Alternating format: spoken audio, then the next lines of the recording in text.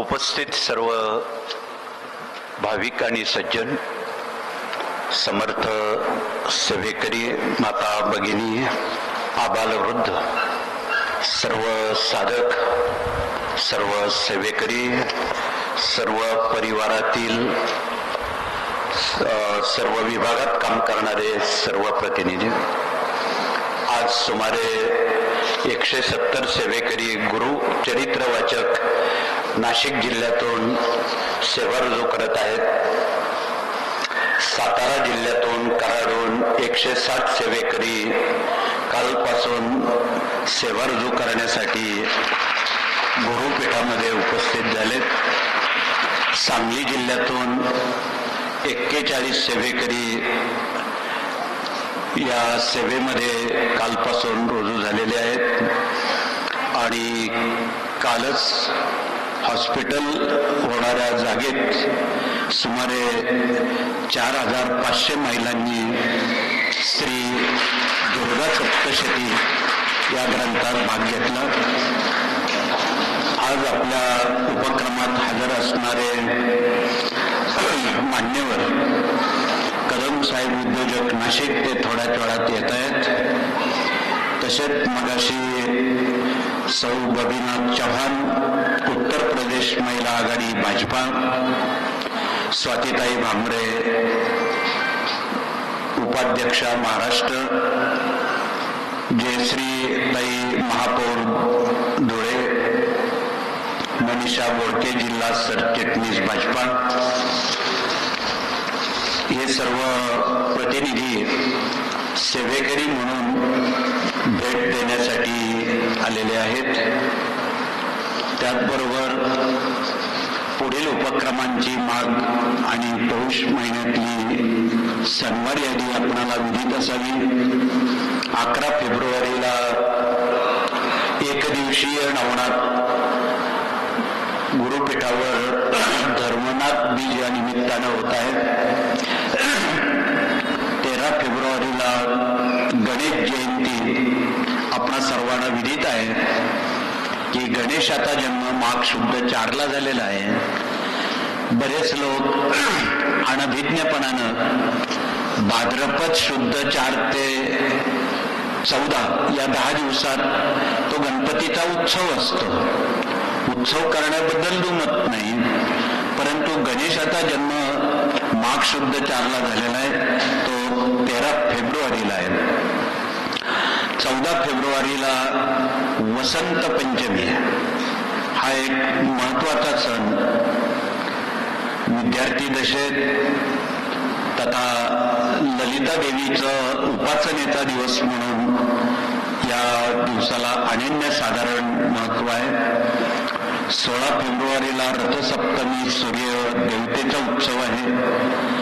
तर 19 तारखेला सरकारी पद्धतीत छत्रपती शिवाजीराजांची जयंती काही वर्षापासून साजरी होत आहे. प्रथम शनिवार, तिसरा शनिवार एकदिवसीय गुरुचरित्र गुरुपीठावर होत आहे. 24 फेब्रुवारी पौर्णिमेला एकदिवसीय गुरुचरित्र गाणगापूर आणि पिठापूर आणि सर्व गुरुवार नृसिंहवाडीला होत आहे. 25 फेब्रुवारीला गुरु प्रतिपदा उत्सव दरबारचा आहे. 24ला चौथा शनिवार महासत्संग आहे. 25 फेब्रुवारीला आपण वास्तुशास्त्र याज्ञिकी प्रश्नोत्तर आणि अन्य विभागांचे प्रशिक्षण या ठिकाणी आपण करत आहोत. अशा पद्धतीनं आपण कार्याच्या अंतरंगाकडे वळताना आज कराडून मोठ्या प्रमाणात सेवेकरी तारीख मागण्यासाठी आलेले. बऱ्याच वर्षामध्ये, दशकामध्ये हे काम बावल्यामुळं मला पश्चिम महाराष्ट्रात येता आलं नाही. ही खंत तुम्हालाही आहे, मलाही आहे. तथापि आगामी येणाऱ्या 15 मे रोजी त्यांना तारीख निश्चित करण्याचं आलेलं आहे. म्हणून त्यांनी 15 तारखेपर्यंत पूर्वतयारी करावी, कारण 2-3 महिने लागतात. पश्चिम महाराष्ट्र म्हटला की पुण्यापासून तर कोल्हापूरपर्यंत हे सर्व जिल्हे संघटित करण्यासाठी आणि मागे जसं आपण मोशीला सर्व जिल्ह्यांनी एकत्र येऊन संघटितपणे सेवेचं आदान प्रदान केलं, तद्वत आता ही पुन्हा संधी कराडकरांच्या माथी या कार्यानं दिलेली आहे. कराडला पूर्व इतिहास आहे. त्या ठिकाणी आध्यात्मिक, शैक्षणिक, सामाजिक, राजकीय या पटलावर अनेक मान्यवरांनी साताऱ्याचं नाव, जिल्ह्याचं नाव जगाच्या पाठीवर अजरामर केलेलं आहे. आम्ही नेहमी मीटिंगला सांगतो, सातारा जिल्ह्यात असं एकही घर नाही की संरक्षण करणाऱ्या सेवेमध्ये, मिलिटरीमध्ये घरातला एकही माणूस नाही. तत्कालीन संरक्षण मंत्र्यांनी तथा यशवंतराव चव्हाणांनी असं काही मनोगत प्रत्येकाच्या अंतःकरणात ते सांगून गेले की आपल्या घरातला एक तरी जवान देशाचं संरक्षण करण्यासाठी त्यानं पुढे यावं. आणि हा शब्द साताऱ्यातल्या जिल्ह्यातल्या प्रत्येक तालुक्यातल्या साधकांनी हा शब्द पाळलेला आहे अजूनही, म्हणून त्यांना पुन्हा धन्यवाद आहे.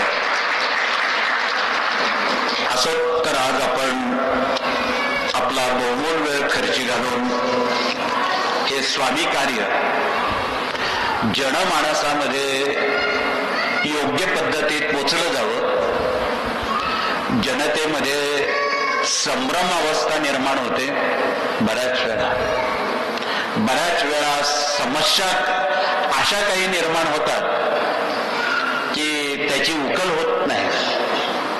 म्हणून संभ्रमित अवस्था आणि शंका समाधान मुक्त, चिंतामुक्त जीवन जगण्यासाठी स्वामींचेच पाय धरणं क्रमप्राप्त आहे. म्हणून स्वामी या युगाचे युगचालक आहेत. पूर्वकल्पना स्वामी कार्याची आपणाला आहेच, त्यात पुन्हा वेळ घालवण्याचं प्रयोजन नाही. परंतु गेल्या 1000 वर्षामध्ये स्वामींनी बहुविध अवतार तथा आविष्कार धारण केले. त्यांनी सन 1149ला सर्वप्रथम पृथ्वी दुभंगून आपलं बालक रूप 8 वर्षाची बालक मूर्तीत ते प्रकटले. तुम्ही स्वामीचरित्र वाचता, त्यामध्ये छेलीखेडे गाव पंजाब प्रांतामध्ये त्यांनी कार्याला सुरुवात केली. तदनंतर संपूर्ण जग आणि देश पायपीट आणि भ्रमंती करून त्यांना वेगवेगळी नावं जनतेने दिली. उत्तर भारतात वेगळंच नाव आहे, पंजाबमध्ये त्यांना कडक बाबा म्हणतात आजही. ईशान्य भारतात चंचल भारती म्हणून त्यांना नाव देण्यात आलं. दक्षिण भारतामध्ये आनंद भारती हे नाव देण्यात आलं. आणि असा महाराष्ट्र सुपीक प्रदेश आहे. महाराष्ट्रातल्या लोकांनी स्वामींना श्री स्वामी समर्थ हे नाव दिलं. हे नाव महाराष्ट्रातल्या लोकांनी दिलेलं आहे. म्हणून कदाचित महाराष्ट्राचं स्थान भारताच्या नकाशात हृदयस्थान म्हणून त्याचा समावेश आहेच. म्हणून आपणाला कळकळीचं निवेदन आहे की महाराष्ट्रातली जनता मागे नाही. हे स्वामी कार्य महाराष्ट्राच्या तळागाळात, गावागावात, मनामनात, घराघरात पोचलं जावं. खरं तर या कार्याची वल्गना आहे.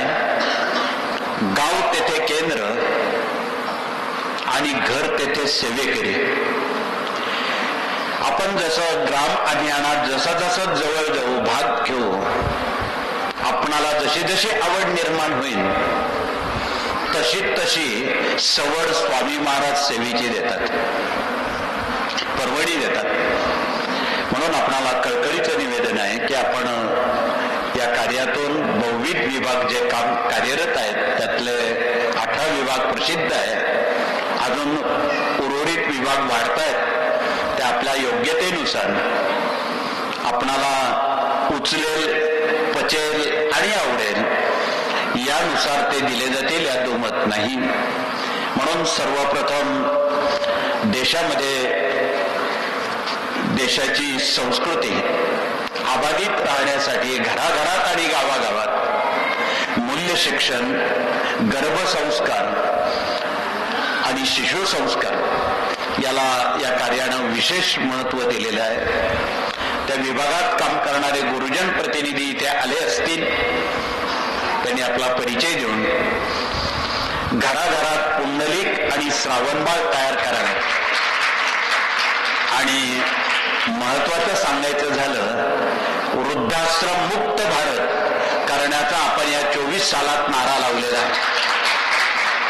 यापुढे आपल्यातला एकही माणूस वृद्धाश्रमात जाणार नाही, ही आपण काळजी घ्यावी.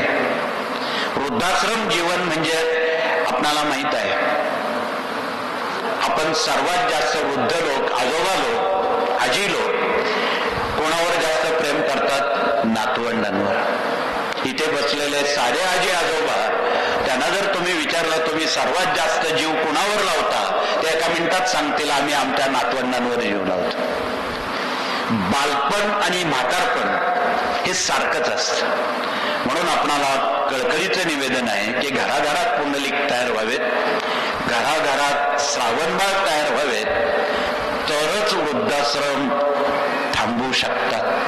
अन्यथा त्या पुढील जीवनाला काही अर्थ नाही. असं पुढचा विभाग प्रश्न उत्तर आणि मार्गदर्शक प्रतिनिधी आलेले आहेत. त्यांनी उभं राहून जनतेला, रडत असलेल्या जनतेला हसत पाठवण्याची हमी तथा संकल्प त्यांनी केलेला आहे. म्हणून विनामूल्य मार्गदर्शनाद्वारा हे प्रतिनिधी आम जनतेपर्यंत पोचत आहेत. ते कोणाकडून फी दक्षिणा घेत नाही, हे त्यातलं वैशिष्ट्य आहे. आणि जे कोणी घेत असतील ते या मार्गाशी संबंधित नाही, ते त्यांनी त्यांचं बघावं. त्याला सेवेकरी किंवा तुम्ही आम्ही जिम्मेदार नाही, कमी जास्त काही झालं तर. म्हणून विनामूल्य मार्गदर्शनाद्वारा या कार्यातून मानव घडवणे, त्याला सन्मार्गाला लावणे, माणुसकीची संस्कृती नव्या पिढ्यांपर्यंत पोचवणे हा यातला मुख्य अर्थ आहे. आणि हा साध्य होताना किंवा करताना या बाबींकडे आपण लक्ष द्यावं, हे कळकळीचं आवाहन. पुढचा विभाग विवाह मंडळ आहे. त्यांनी देखील परिचय देऊन या कार्यानं काही दशकांपासून आत्महत्या पीडित असणाऱ्या शेतकऱ्यांच्या मुलामुलींची विवाह, देशाचं संरक्षण करणारे शहीद झालेले जवान त्यांच्या मुलामुलींची विवाह मोफत विनामूल्य करण्याचा नारा लावलेला आहे. इथे आज आमचे काही उद्योजक आलेले आहेत कदम साहेबांबरोबर. त्यांना कळकळीचं सांगणं आहे की महाराष्ट्रात आणि भारतात जेवढे छोटे मोठे उद्योजक आहेत त्यांच्यापर्यंत आपण हे विचार पोचवा आणि आमच्या शहीद जवानांच्या मुलामुलींचे आणि आत्महत्या पीडित घरातल्या मुलामुलींची विवाह आपल्याला करायची आहे. त्यांच्याकडून पैसे घ्यायचे नाहीत, आपले पैसे खर्च करून त्यांचे विवाह आपल्याला करायचे आणि तो दुवा आपल्याला घ्यायचा आहे. साऱ्या उद्योजकांना, साऱ्या श्रीमंत उद्योगपतींना हे कळकळीचं निवेदन आहे की अनाठाई पैसे खर्च न करता ही माणुसकीची संस्कृती, पूजनीय महात्मा गांधी म्हणायचे तुम्ही ग्रामीण भागात चला, खेड्यात चला. आज थोडीफार संस्कृती खेड्यात जी टिकून आहे, कोणी नवा पाहुणा आला तर त्याची विचारपूस होते. पूर्वाश्रमी गल्लीत एखादी वृद्ध व्यक्ती बसून राहायची. आलेल्या व्यक्तीला विचारायची बाबा तो कुठून आला, काय आला, कुणाचा कोण आहेस. आता एका सेक्टरमध्ये शेकडो कुटुंब राहतात, एकमेकाचा ओळख परिचय नाही. एखाद्याचा खून झाला तर तिथे कोणी सुद्धा पाणी पाजायला जात नाही. असली संस्कृती दिवसेंदिवस वाढत चाललेली आहे, हे नव्यानं सांगण्याची आवश्यकता नाही. त्याला उपाय एकच, हे सेवेकऱ्यांचं ग्राम अभियान तुम्ही तुम्ही घराघरात आणि गावागावात पोचवा आणि ही माणुसकीची संस्कृती, संतांचा वारसा, संतांचे विचार, थोरा मोठ्यांचे विचार, छत्रपती शिवाजीराजांचे विचार, हिंदवी स्वराज्याचे विचार जनमानसात आपण कृपया पोचवा. हा संदेश आपण सेवेकऱ्यांच्या ग्राम अभियानातून जनतेपर्यंत तो आपल्याला पोचवायचा आहे. म्हणून आपण बिना हुंड्यानं, बिना सोन्या नाण्यानं, अति अल्प खर्चानं आणि साखरपुड्यासारख्या उपक्रमातून मुला मुलींची विवाह करायची आहे. आणि काही दशकापासून आजतागायत गेल्या 70 वर्षात या पद्धतीने जी विवाह झाली स्वामींच्या कृपेनं, एकही घटस्फोट फारकती झालेल्या नाही. म्हणून जीवित सुखी करायचं असेल तर आपणाला याशिवाय अन्य पर्याय नाही. म्हणून आपण साखरपुड्यात मुला मुलींचे विवाह कृपया करावेत, इतरांनी ते बघावेत आणि त्याचं आचरण इतरांनी करावं. हौस मौस, मान सन्मान, अपमान या साऱ्या गोष्टी कायमच्या त्याला मूठमाती द्यावी, त्या विचारात सुद्धा ठेवू नये. हे कळकळीचं निवेदन आहे. तरच आपलं भावी जीवन यशस्वी होण्याला स्वामींचा आशीर्वाद मिळेल. पुढचा विभाग कृषी प्रतिनिधी आहे. त्यांनी उभं राहून आपला परिचय देऊन, कालच्याच आठवड्यात तुम्ही नाशिकला खूप उत्साहानं कृषी महोत्सव भरवला. जगातून असंख्य शेतकऱ्यांनी दाद दिली आणि यजमान जिल्ह्यानं त्यात सहकार्य करून, धावपळ करून त्या उत्सवाची रंगत वाढवली आणि अनेकांना हव्या असणाऱ्या सर्व बाबी केवळ शेतकऱ्यांपुरता तो कार्यक्रम नसून शेतीवर अवलंबून असणारे 150 उद्योग शेतीवर अवलंबून आहेत, त्याचं दिग्दर्शन आणि अनेक कंपन्यांनी सेवेकऱ्यांच्या मुलांना मुलींना शैक्षणिक वारसा देऊन त्यांची पसंती केली, स्वयंरोजगार उपलब्ध करून दिला. त्या दिवशी 450 मुला मुलींना त्यांनी नोकऱ्या दिल्या 20,000च्या पुढच्या. आणि या मागे गेल्या वर्षभरात सुमारे 4,500 मुला मुलींना 20,000च्या पुढच्या नोकऱ्या मिळालेल्या आहेत. म्हणजे नुसतंच शेतकऱ्यांसाठी हा उपक्रम नाही. जे का रंजले गांजले त्याशी म्हणे जो आपुले, तोची साधू ओळखावा स्वामी तेथेची जाणावा. या उक्तीप्रमाणे आपणाला संतश्रेष्ठ तुकाराम महाराजांचं वचन जनमानसापर्यंत तो स्वतःच्या पायावर कसा उभा राहील, त्याचं भलं कसं होईल, ही आस या विभागाला लागलेली आहे. म्हणून आपण या विभागाशी कृपया जवळीक नव्हे तदाम्य साधावं, हे कळकळीचं निवेदन आहे. आणि आपण आता जरी पश्चिम महाराष्ट्रातून आलात मोठ्या संख्येनं, आपण पश्चिम महाराष्ट्रात सुद्धा हा नारा लावा. जुन्या रूढीत ज्या गैर असतील त्या टाळा आणि सोप्या साध्या राजमार्गानं शास्त्रोक्त पद्धतीनं वैदिक पद्धतीनं मुला मुलींची विवाह करा. या वेगळं काही सांगण्याचं प्रयोजन नाही. म्हणून आपणाला विवाह मंडळातून, कृषी विभागातून खूप काही साध्य करण्याला एक नामी संधी या विभागांनी दिलेली आहे. आणि साऱ्या कंपन्या सेवेकऱ्यांच्या मुलांची निवड करतायत. त्यानंतर 26 जानेवारीला आपण महाराष्ट्रात 50पेक्षा जास्त ठिकाणी 3,000 पेक्षा जास्त रक्तदात्यांनी रक्तदान केलं. या आरोग्य विभागातला मुद्दा आम्ही बोलणारच होतो. आणि स्वच्छता अभियान तर चालूच आहे. प्रत्येक सेवेकऱ्यांच्या अंगात काहीतरी येत असतं. त्यात गाडगे बाबा आणि तुकडोजी येणं फार महत्वाचं आहे. अंगात कोण यावं, देव नाही आले तर चालतील, संत आले पाहिजे. ते देव आलेले परवडत नाही आपल्याला. त्यांच्या मागण्या भलत्याच काहीतरी असतात, त्या मागण्या नको आपल्याला.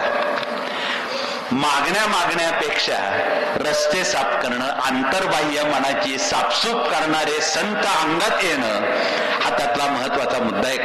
फार यावर तपशिलात बोलण्याचं प्रयोजन नाही. इथे डॉक्टर लोक आलेले आहेत, इथे काम करणारे डॉक्टर स्टॉप आहेत.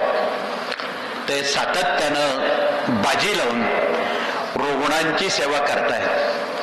त्यांनी कॅन्सरवर काही संशोधित केलेला दवा सुद्धा इथे उपलब्ध केलेला आहे. ज्या कुटुंबियांना कॅन्सर झालेला आहे 40 दिवसात कॅन्सरचा निपटारा करण्याचं सामर्थ्य ज्या दव्यात आहे तो दवा त्या दाखवतात. म्हणून कृपया बिना वेदना, बिना केमो आणि बिना शस्त्रक्रिया कॅन्सर बरा होऊ शकतो. पहिली मनातली भीती काढून टाका. कसं होतं की कॅन्सर म्हटलं की 50% माणसं भीतीनंच मारतात.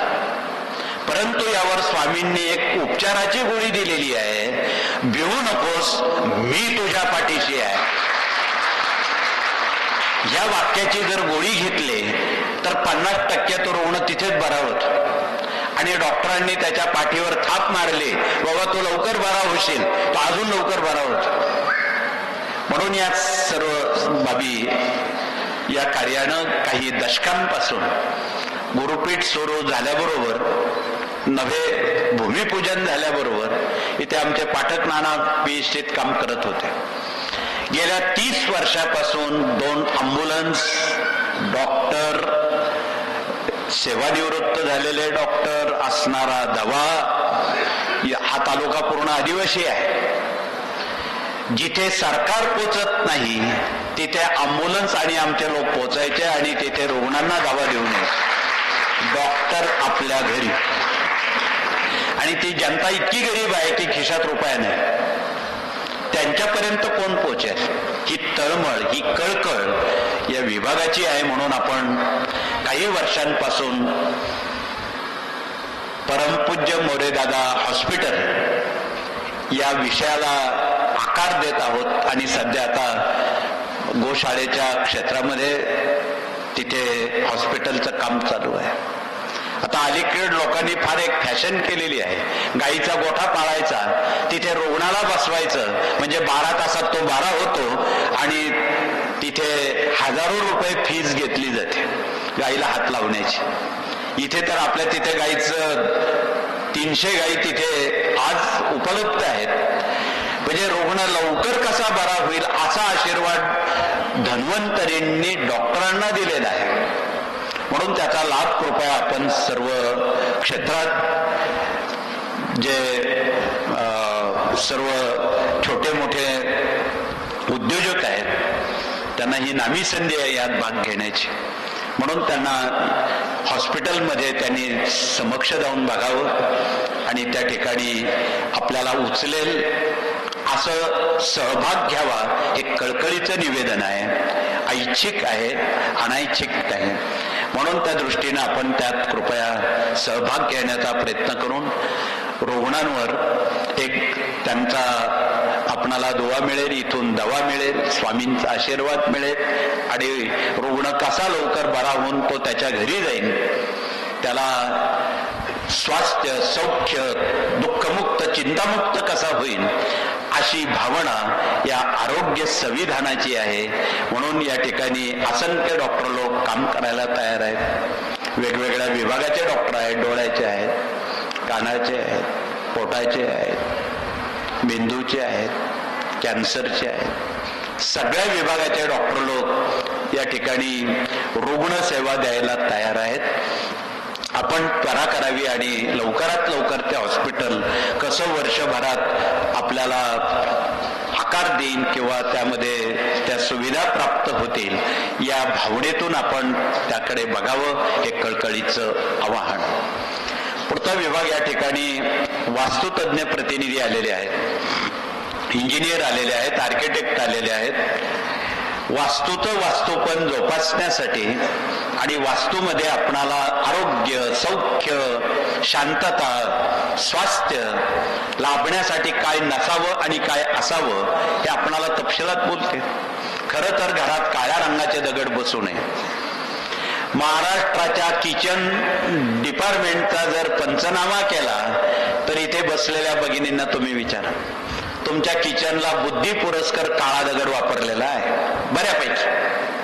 कालांतरानं कमर दुखणं, पाठ दुखणं, मणके दुखणं, मणक्यांचे आजार, स्पॉन्डिलिसिसचे आजार निर्माण होणं आणि हळूहळू डोक्यावर कर्ज वाढणं, दवाखाना सुरू होणं, हे काळ्या दगडाचं वैशिष्ट्य झाकून ठेवता येत नाही. त्यानंतर बंद पडलेली घड्याळं असतील, त्यानंतर फुटलेली भांडी, तुटलेल्या चपला, फाटलेले कपडे, फुटलेली भांडी, ही डोक्यावर कर्ज वाढवण्याचं काम करते. आमच्याकडे काही अशा जुन्या भगिनी आहेत की आडगळीत जुनं सामान अजून तसंच ठेवलेलं आहे, 50 वर्ष झाली, जीवचंही सुटत नाही, वापरतही नाही. म्हणून ज्या गोष्टी वापरत नाही, त्याचा वापरच होत नाही, त्या ठेवण्याचं प्रयोजनच काय. म्हणून त्या दृष्टीने आपण वास्तुता विचार करावा आणि कुठल्या दिशेला काय नसावं आणि असावं. उद्योग क्षेत्रात, शेती क्षेत्रात आणि राहण्याच्या घरात जे काही अपेक्षित बाबी आहेत ते ज्ञानदान 1 ते 4 या ग्रंथांनी आपणाला उपचार म्हणून मार्गदर्शन केलेलं आहे. त्याचा कृपया आपण लाभ घ्या. सांगण्यासारख्या खूप बाबी आहेत. थोडक्यात आपणाला या ग्रंथाची पानं चाळली तर आपल्या घरात काय उणीव आहे ती चटकन आपल्याला जाणीव होते आणि त्यावर आपण उपाय करू शकतो. पुढचा विभाग या ठिकाणी वकील आणि न्यायमूर्ती आलेले आहेत. त्यांनी आपला परिचय देऊन कायद्याची चाकोरी अनभिज्ञपणानं, शहाण्यानं कोर्टाची पायरी चढू नये असं म्हणतात आणि ते खरं आहे. ज्यांना कायद्याच्या संदर्भात आता स्वामी केंद्र उभी करायची आहेत, बक्षीसपत्र, खरेदी इत्यादी या बाबींशी विचारविनिमय करायचा आहे, त्यांनी सर्वप्रथम कायदेशीर सल्लागार प्रतिनिधींशी संवाद साधून मग पुढचं काम करावं, म्हणजे आपली फसवणूक होणार नाही. बऱ्याच वेळा जागा काही सरकारी नावावर असतात, काही इतर लोकांच्या नावावर असतात, काही कायद्याच्या कानून मधल्या असतात की जे नाव कधीही मालकी हक्कात येत नाही. अशा अनेक बाबी आहेत. या सर्व बाबी बघूनच आपण पुढच्या गोष्टी कराव्यात हे कळकळीचं आवाहन. तर पुढचा विभाग प्रशासकीय कामकाज आणि प्रशिक्षण प्रतिनिधी आलेले आहेत. इथे प्रति रविवारी वेगवेगळी प्रशिक्षणं घेतली जातात साधकांची. ज्यांना ध्यानधारणा करायची आहे, ज्यांना योग साध्य करायचा आहे नव्हे, ज्यांना ज्योतिषशास्त्र, हस्तशास्त्र, स्वरशास्त्र, संख्याशास्त्र, वास्तुशास्त्र याची पूर्ण माहिती घ्यायची आहे, त्यांच्यासाठी विनामूल्य मार्गदर्शन प्रति रविवारी इथे प्रशिक्षणातून केलं जातं. त्यांनी त्याचा लाभ घ्यावा. अर्थात हे जनतेला मोफत सांगण्यासाठी ही द्वारं खुली आहेत. साधकांनी सुद्धा तीच वृत्ती इतरांपर्यंत कृपया पोचवावी, व्यवसाय म्हणून त्याकडे कृपया बघू नये, हे कळकळीचं आवाहन. पुढचा विभाग याज्ञिकी प्रतिनिधी आले असतील, त्यांनी आपला परिचय देऊन भूकंप होऊ नये म्हणून तुम्ही काय करू शकता आणि वादळ थोपवण्यासाठी काय करू शकता त्याचे उपाय साधकांना, सेवेकऱ्यांना दाखवावेत. हा मारुतीचा ध्वज आहे, वादळ स्तंभन करण्याचा. वादळ येण्यापूर्वी 10 मिनिट आधी जर तो फडकवला आणि त्या खाली बसून मारुतीचं स्तोत्र किंवा हनुमान चालीसा वाचला, मोजून 10 मिनिटाच्या आत वादळ थांबतं, पुढच्या नुकसानी टळतात. याला रुपया लागत नाही. हे भूकंप यंत्र आहे, ओरिसाहून आणलेलं, भुवनेश्वरहून. आपले ऋषीमुनी हे शास्त्रज्ञ होते. त्यांनी ओरिसा येथे भारताचा सर्वसाधारण विचार करून समुद्र किनाऱ्यावरून येणारी जी वादळे आहेत ती थोपवण्याचा केंद्रबिंदू भुवनेश्वर आहे. परंतु आता तिथे बोलण्यासारख्या गोष्टी नाही. ती यंत्रदेवता दुर्लक्षित आणि भग्न अवस्थेत फुटलेली आहे. कोणीही तिकडे ढुंकून बघत नाही, हे वास्तव आहे. म्हणून आपण कृपया या सर्व बाबींकडे जागृत राहून प्रत्येक गावी जर या यंत्रदेवतेची स्थापना केली तर पुढचे अनर्थ टळतील. की भले तुम्ही मारुती मंदिरात स्थापन करा, सेवा केंद्रात स्थापन करा, पुढचे अनर्थ टळतील. म्हणून त्यासाठी हा एक सामाजिक उपक्रम आहे आणि या कार्यानं खरं तर 20% अध्यात्म आणि 80% सामाजिक बांधिलकीचं व्रत घेतलेलं आहे. हे ज्यांना मान्य आहे ते सेवेकरी आहेत. म्हणून आपण रक्तदान शिबिर असो, साफसफाई विभाग असेल, आपण दर शनिवारी रविवारी ब्रह्मगिरी, गंगाद्वार, कुशावर्त, रामकुंड, गंगामाईची सेवा दर आठवड्यात शेकडो सेवेकरी करत असतात, प्रसिद्धी न करता. पेपरमध्ये येत नाही, काही नाही, काही नाही, आपलं आपलं काम करत राहा. नदी वाहत राहते, आपण काम करत राहा. कोण दखल घेईल न घेईल याकडे आपण लक्ष देऊ नये. आपलं आपलं काम आपण करत राहावं, हा त्यामागचा मुख्य उद्देश आहे. म्हणून अंगात कोण यावं तर गाडगे बाबा यावेत, महात्मा गांधी यावेत, तुकडोजी यावेत, तरच हा देश देशासारखा राहील. आपल्याला ते अन्य देवी दैवत परवडणारी नाही, अंगात आलेले हे परवडणारे आहे. खूप तपशिलात बोलणं उचित नाही. म्हणून त्या दृष्टीनं या साऱ्या बाबी सेवेकऱ्यांच्या ग्राम अभियानात समाधानानं एकमेकाला आपण विचारात घेऊन सहानुभूतीपूर्वक सामुदायिक ऐक्य, सामुदायिक बांधिलकी, सामुदायिक सहजीवन आपले डबे आणून आपण एकत्र त्या निमित्तानं एक मांदियाळीचं निमित्त साधून या गोष्टी कराव्यात. त्यात एक वेगळा आनंद आहे. छत्रपती शिवरायांनी त्यांचे जेवढे किल्ले आहेत ते साफसफाई तरुणांनी करावी. त्याला दुर्गा अभियान म्हटलेलं आहे. छत्रपतींनी हिंदवी स्वराज्य टिकण्यासाठी काय केलं नाही, 49 वर्षाच्या कालावधीत काय करू शकले नाही, हा मोठा चिंतनाचा अभ्यासाचा विषय आहे.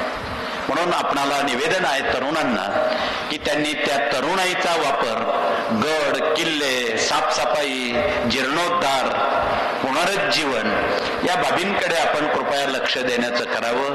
काहीतरी आल्या जन्मात आपण काहीतरी केल्याचं श्रेय त्यांना नक्की मिळेल यात दुमत नाही.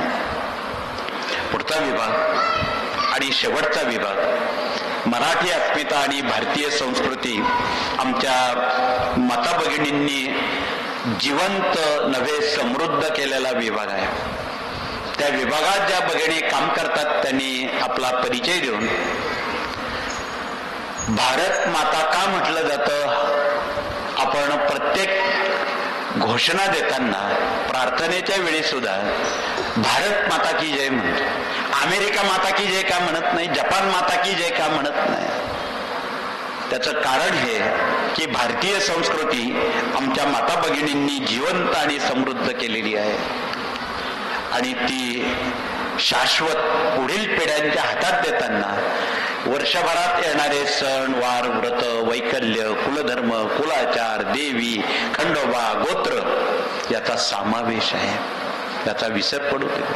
हे शाळेत शिकवलं जात नाही. कॉन्व्हेंटमध्ये तर उद्या अजिबात ते शिकवलं जाणार नाही. काका कुणाला म्हणतात, मामा कुणाला म्हणतात, आत्या कुणाला म्हणतात, नातं गोतं सुद्धा याचा पूर्ण विसर पडलेला आहे. परंतु या विभागात काम करणारे आमचे जे गुरुजन प्रतिनिधी आहेत त्यांच्याकडे आम्ही जबाबदारी दिली. आत्या कोणाला, काका कोणाला, चुलते कोणाला, मावशी कोणाला म्हणतात, त्याचं पुनरुज्जीवन करण्याचं काम, नातं गोतं सांभाळण्याचं काम या संस्कारांनी अबाधित ठेवले. तसंच शेतीला लागणारी जी अवजार आहे नव्या पिढ्यांच्या आता ती ओळखमोड झालेली आहे. फावडं कशाला म्हणतात, कुऱ्हाड कशाला म्हणतात, गमेलं कशाला म्हणतात, हे कॉन्व्हेंटमध्ये कोण सांगणार नाही. देश खतरे में आहे असं म्हणायला हरकत नाही. म्हणून याचं पुन्हा पुनरुज्जीवन नव्या पिढ्यांना आणि बिगर शेतकऱ्यांपर्यंत आपल्याला पोचवायचंय. आणि आम्ही शिक्षण खात्याशी संवाद साधताना असं सांगू की आता 4वी ते 12वी पर्यंत शेतीशास्त्र जर कंपल्सरी शिक्षण कामात आणलं तरच हा कृषी प्रधान म्हणून देश राहील.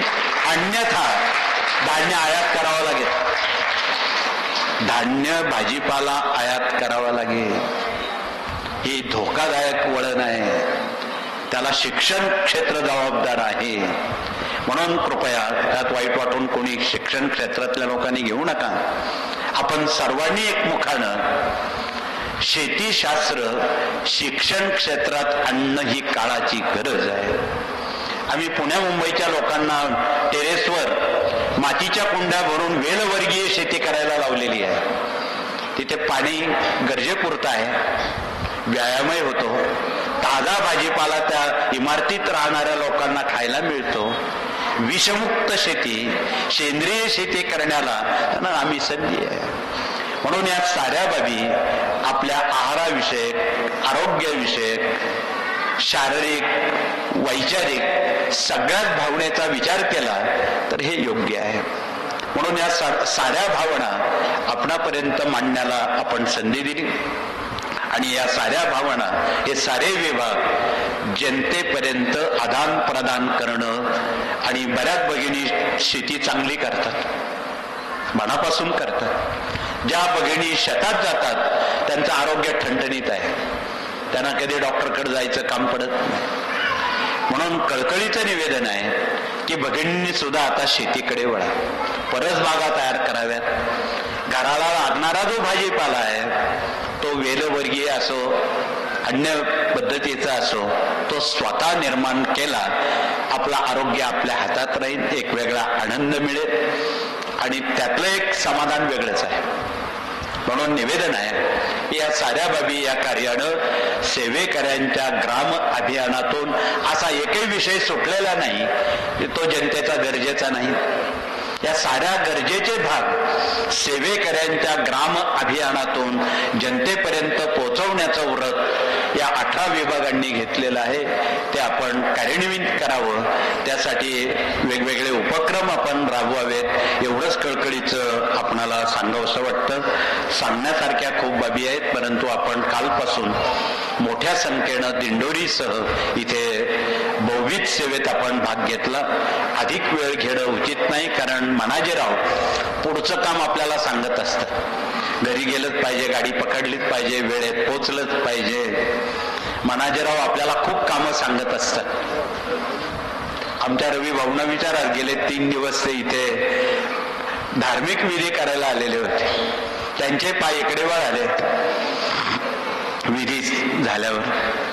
म्हणून त्या दृष्टीनं या साऱ्या भावना आपणाला जनतेपर्यंत पोचवणं क्रमप्राप्त आहेत. आज राज्याच्या विदर्भासह, पश्चिम महाराष्ट्रासह, उत्तर प्रदेशासह, दिल्लीसह असंख्य जण त्यात आपली सेवा रुजू करतायत. असंख्य जिल्ह्यातून या ठिकाणी असंख्य सेवा केंद्र आहेत. त्या आकडेवारीत आता सांगण्याची मर्यादा संपलेली आहे. म्हणून मागाशी कोणीतरी सांगत होतं 8,000 केंद्र, तुम्ही आकडेवारीत बोलू नका. असंख्य केंद्र आहेत आणि खरं तर 2 पायाची केंद्र जास्त आहे. ते निर्जीव केंद्र बांधत बसू नका. चालती बोलती 2 पायाची केंद्र जर आपण उभी केली तर तिथे आकडेवारी हा विषय संपतो. तुम्ही आकडेवारीत बोलू नका, बोलणारा नाही कोणी. असंख्य आणि 2 पायाची केंद्र तुम्ही निर्माण करा, तरच स्वामींचा आपणाला पूर्ण आशीर्वाद मिळेल. असोच वेळेला विराम करून पुनश्च आपणा सर्वांना पुढील कार्याच्या शुभेच्छा धन्यवाद देऊन हात जोडून पुढील नियोजक आपणाला काही पुढील मार्गदर्शन करतील त्याप्रमाणे करून नंतर शेवटी आपण राष्ट्रगीत घेऊ. पुनश्च आपणा सर्वांना धन्यवाद. श्री स्वामी समर्थ.